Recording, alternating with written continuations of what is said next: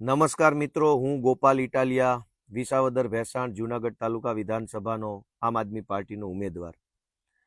દોસ્તો, ગઈકાલે એટલે કે 7મી જૂન 2025ના રોજ સુરતમાં વિસાવદર ભેસાણ વિધાનસભાના ભાજપના ઉમેદવાર કિરીટભાઈ પટેલ અને ભાજપના પ્રદેશ અધ્યક્ષ CR પાટીલ સાહેબ અને અન્ય નેતાઓની ઉપસ્થિતિમાં ચૂંટણીલક્ષી એક સભાનું મીટિંગનું આયોજન થયેલું હતું.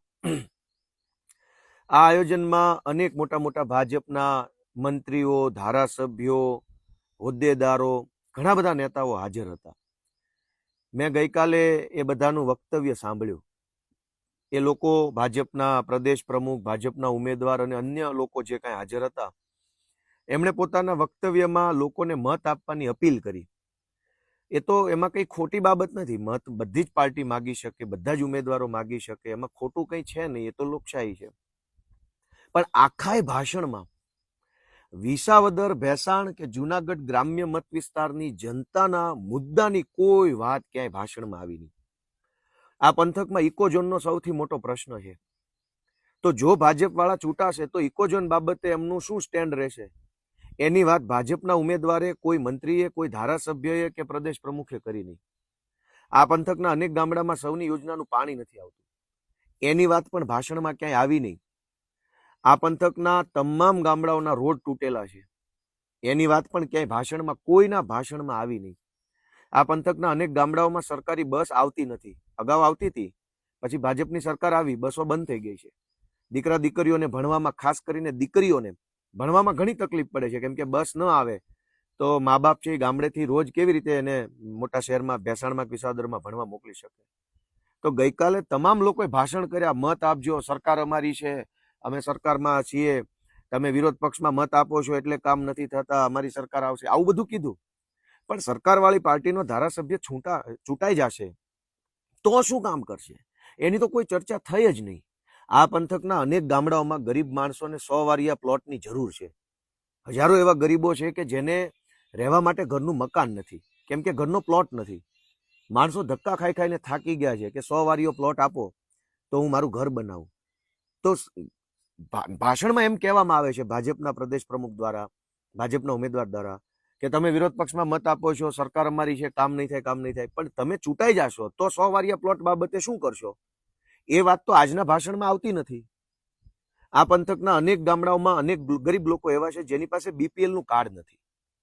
ભાજપના કેટલાક સક્ષમ લોકો પાસે છે, પણ જે ખરેખર લાયકાત ધરાવતો માણસ છે, જે ખરેખર ગરીબ છે, એની પાસે BPL નું કાર્ડ જ નથી. તો ભાજપના પ્રદેશ પ્રમુખ કે ભાજપના ઉમેદવારના ભાષણમાં ક્યાંય ગરીબ માણસની વેદના ન આવી. આ પંથકના હજારો લોકો રત્ન કલાકારો છે, હીરાના વ્યવસાય ઉપર નભે છે, એની પાસે જમીન નથી, આવકનું બીજું કોઈ સાધન નથી, હીરા ઘસીને પરિવારનું ગુજરાન ચલાવે એટલી જ વ્યવસ્થા છે. હીરામાં હાલ મંદી હાલે છે. સુરત છે એ હીરાનું સૌથી મોટું હબ છે. આ મંદીના માર સામે ઝઝુમી રહેલા હીરાના વેપારીઓ અને હીરા ઘસતા રત્ન કલાકારો, એમના માટે ભાજપની સરકાર શું કરશે, એ બાબતની ગઈકાલના સુરતના સંમેલનમાં કોઈ ચર્ચા ન થઈ. પ્રદેશ પ્રમુખ પાટીલ સાહેબે ચર્ચા ન કરી અને ભાજપના ઉમેદવાર કિરીટભાઈ પટેલે પણ ચર્ચા ન કરી. આ પંથકની અંદર સૌથી વધુ લોકો ખેતી સાથે સંકળાયેલા છે. ખેતીની સૌથી મોટી સમસ્યા પાણી હોય છે. પાણી સિવાય સૌથી મોટી સમસ્યા અત્યારે ખાતર હોય છે, કે દર વાવણી ટાણે ખાતર મળતું નથી. ખાતર માટે ખેડૂતોએ આજીજી કરવી પડે, લાચારી કરવી પડે, હાથ જોડવા પડે છે કે ખાતર આપો, ખાતર આપો.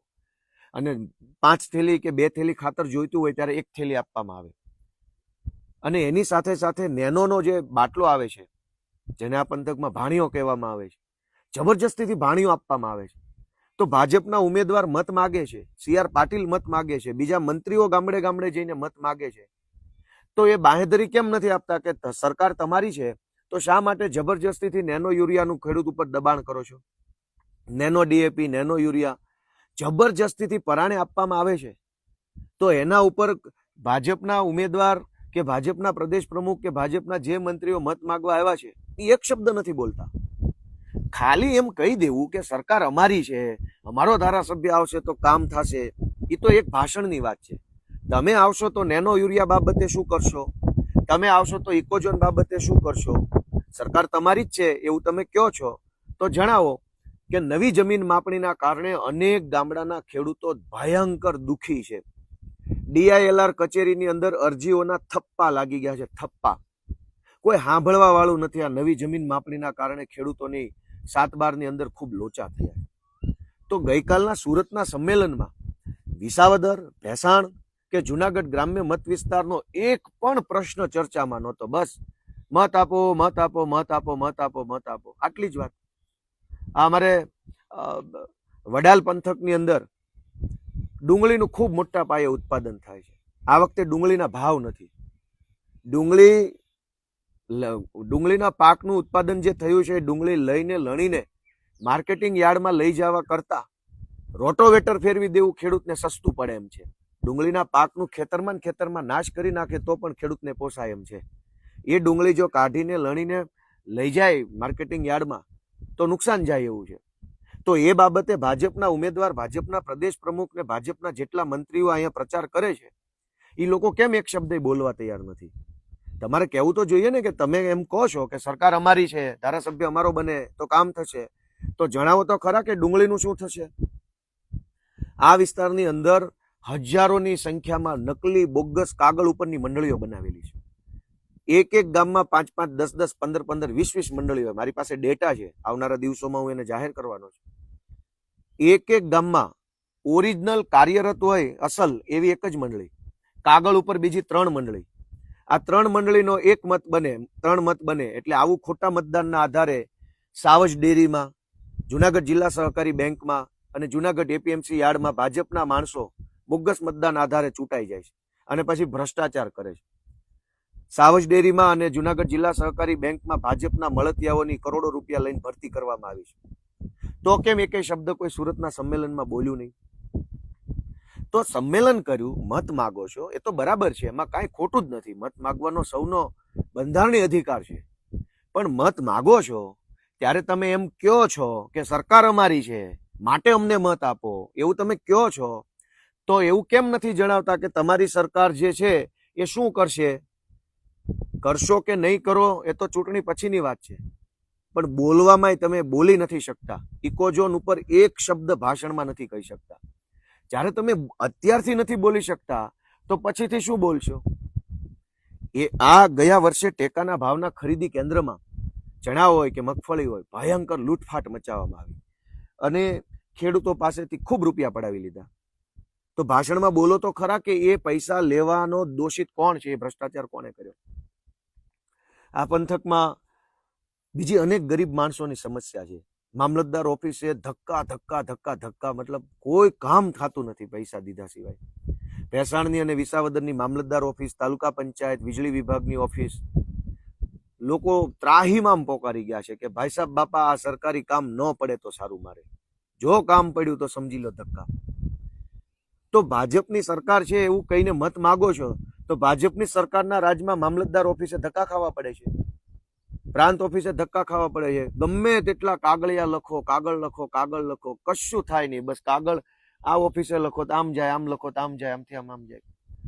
તો ગઈકાલનું સુરતનું સંમેલન છે એ મારી દ્રષ્ટિએ ફ્લોપ સંમેલન છે. ફ્લોપમાં ફ્લોપ. કેમ કે મુદ્દો તો કઈ હતો જ નહીં વાતમાં. મત આપો, મત આપો, મત આપો, મત આપો. પણ મત લઈને શું કરશો?